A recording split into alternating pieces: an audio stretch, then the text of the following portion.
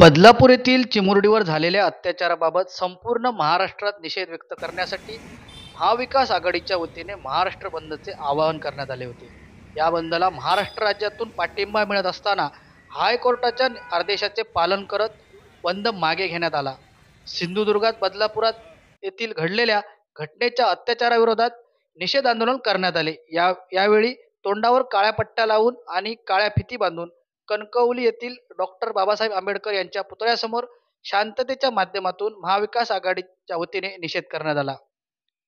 कोणताही अनुचित प्रकार न घडण्यासाठी कणकवली शहरात नाक्यानाक्यांवर पोलीस चोख बंदोबस्त तैनात करण्यात आला होता. यावेळी आमदार वैभव नाईक, जिल्हा प्रमुख संदेश पारकर, माजी जिल्हा बँक अध्यक्ष सतीश सावंत, महिला जिल्हा संघटक नीलम पालम, युवा सेना जिल्हा प्रमुख सुशांत नाईक, आपचे जिल्हाध्यक्ष विवेक तामणकर, राष्ट्रवादी काँग्रेस शरद पवार गटाचे तालुका अध्यक्ष अनंत पिळणकर, कणकवली तालुका प्रमुख कन्हैया पारकर, महिला तालुका प्रमुख माधवी दळवी, बाळू मेस्त्री, योगेश मुंज, उत्तम लोके, सचिन सावंत, दिव्या साळगावकर, वैदेही गुडेकर, प्रवीण वरुणकर आदी महाविकास आघाडीचे पदाधिकारी कार्यकर्ते उपस्थित होते.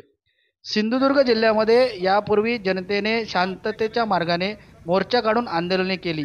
सिंधुदुर्गात जिल्हाधिकाऱ्यांनी शांततेच्या मार्गाने आंदोलन करणाऱ्यांसाठी 2-2 महिने 144 कलम लावण्यात आले आहे. या जिल्ह्यातील लोकांचे दडपशाही करण्याचा काम सिंधुदुर्ग जिल्ह्याचे जिल्हाधिकारी करत असल्याचा गंभीर आरोप आमदार वैभव नाईक यांनी यावेळी केला. जी काय ठाणे जिल्ह्यातील बदलापूरमध्ये जी घटना झाली त्या घटनेचा संपूर्ण महाराष्ट्रामध्ये निषेध व्यक्त करण्यासाठी काल बंदचं आवाहन केलं होतं आणि त्या बंदला संपूर्ण महाराष्ट्रातल्या जनतेने पाठिंबा दिला होता.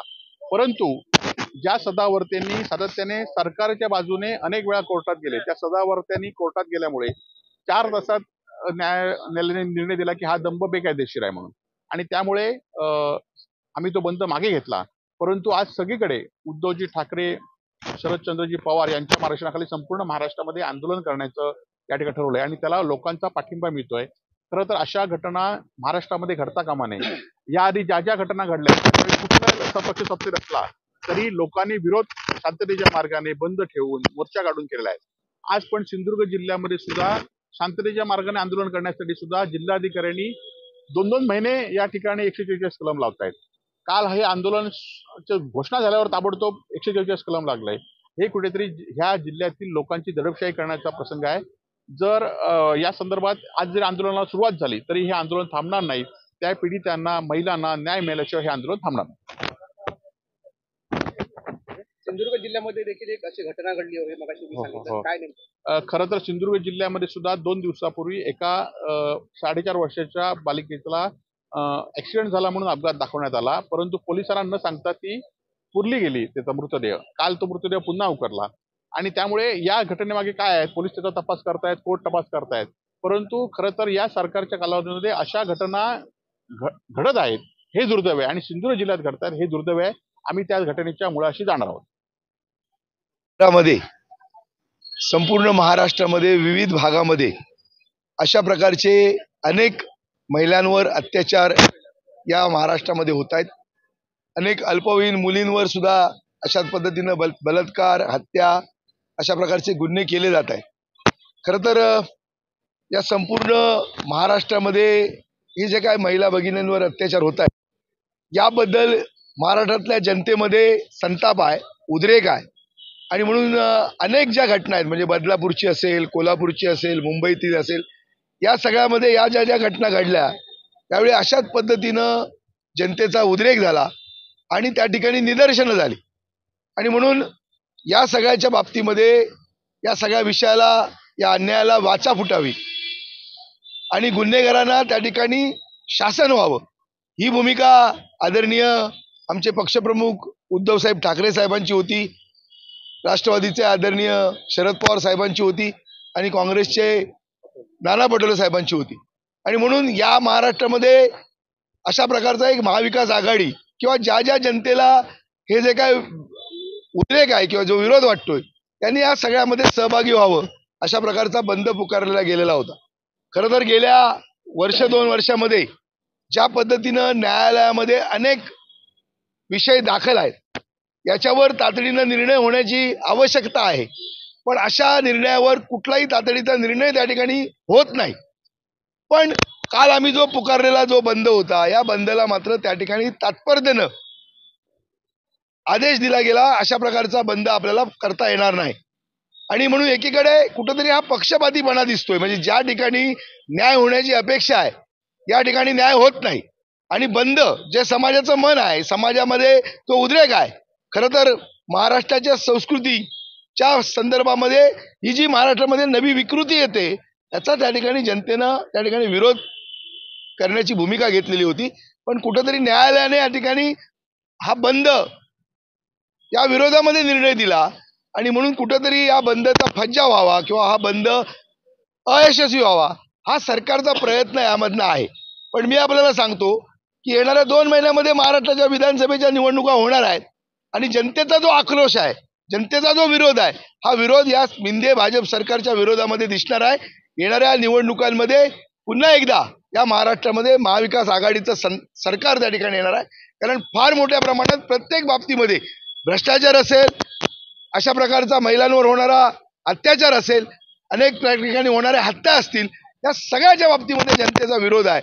आणि म्हणून आज हा विरोध मोठ्या संख्येनं या महाराष्ट्रामध्ये दिसला असता, पण न्यायालयाचा त्या ठिकाणी आदेश आल्यामुळे हा विरोध त्या ठिकाणी कुठंतरी आम्ही अशा प्रकारची निषेध करून, कुठंतरी काळा फिती लावून या सरकारचा निषेध आम्ही या ठिकाणी केलेला आहे.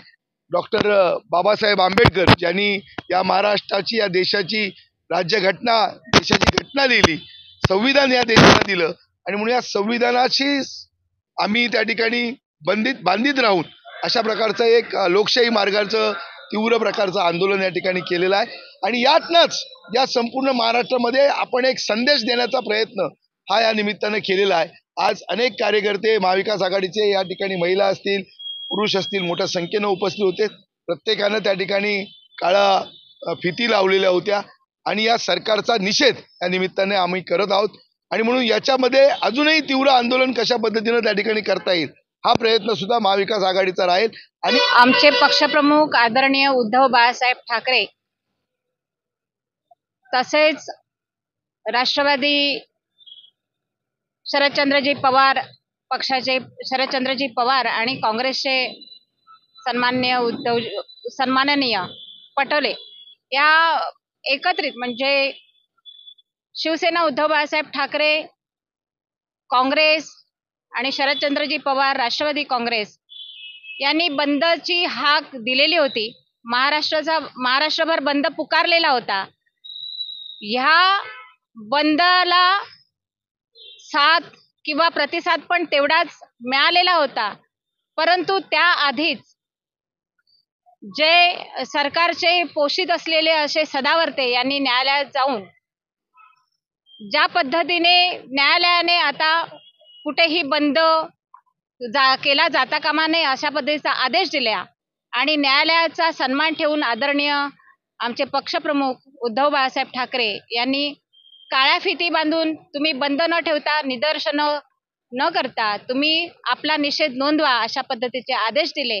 आणि त्या आदेशाला अनुसरून आम्ही आज इथे संविधानकार डॉक्टर बाबासाहेब आंबेडकर यांच्या पुतळ्यासमोर उभे राहून बदलापूरमधल्या घडलेल्या अत्यंत निंदनीय, निषेधार्ह अशा घटनेचा निषेध करत आहोत. जी ही घटना बदलापूरमध्ये घडली, महाराष्ट्रात अजूनही काल परवा कोल्हापुरातच अशी एक घटना घडली. सिंधुदुर्गात पण एका छोट्या बालिकेचा मृत्यू झाला आणि तो लपवण्याचा प्रयत्न केला गेला.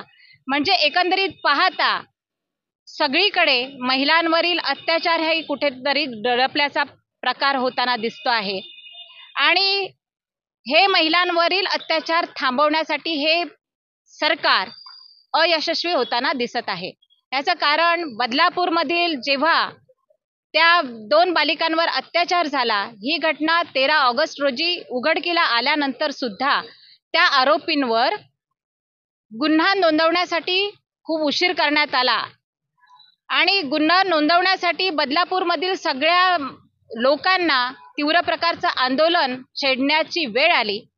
हे आंदोलन छेडण्याची वेळ आली तेव्हा असं निदर्शनास आलं की त्या बदलापूरमधील त्या आदर्श विद्यामंदिर ह्या शाळेचे जे संस्थाचालक आहेत ते कुठेतरी सत्ताधारी पक्षाचे कार्यकर्ते आहेत किंवा नेते आहेत.